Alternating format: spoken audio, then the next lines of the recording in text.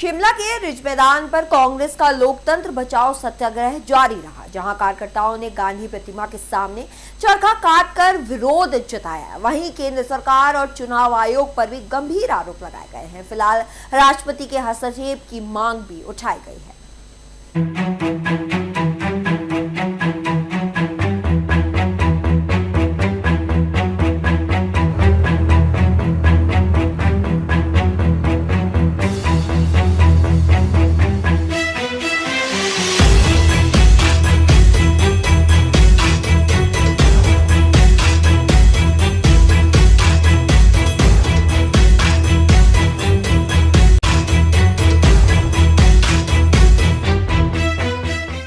देखिए, आज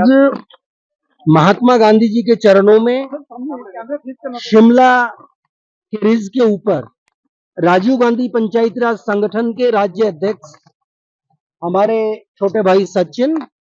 यहाँ के पूर्व राजीव गांधी पंचायती राज संगठन के अध्यक्ष और आज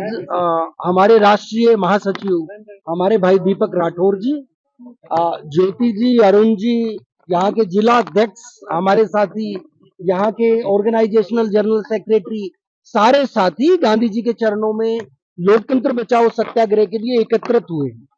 आज संगठन के सारे साथी चरखा चलाएंगे और इस देश के महामहिम राष्ट्रपति के सामने अपील करेंगे कि आज पूरे देश का जो माहौल है वो सही दिशा में नहीं। आप देख रहे हैं कि जगह जगह पर एसआईआर के मार्फत भारतीय जनता पार्टी के इशारे पे इलेक्शन कमीशन ऑफ इंडिया लगातार करोड़ों भारत के नागरिकों को वोट के अधिकार से वंचित करता जा रहा है। आपने पिछले दिनों एक प्रकरण और देखा कि मध्य प्रदेश में कांग्रेस की राज्यसभा प्रत्याशी सुश्री मीनाक्षी नटराजन जी, जो एक गांधीवादी विचार के साथ इस देश में आगे बढ़ रही है, जो चरखा और सूत काट के खुद अपने कपड़े निर्मित करके पहनती हैं, ऐसी महिला को राज्यसभा में जाने से रोकने के लिए इलेक्शन कमीशन ऑफ इंडिया के पास न मीनाक्षी नटराजन जी के खिलाफ कोई एफआईआर मिली, न वो सजा याफ्ता है, न किसी नोटिस का संज्ञान कोर्ट में लिया था। इसके बावजूद उनका नामांकन उस आरओ के द्वारा रद्द किया गया जिस आरओ के पास उसको रद्द करने की ताकत भी नहीं है। इलीगल तरीके से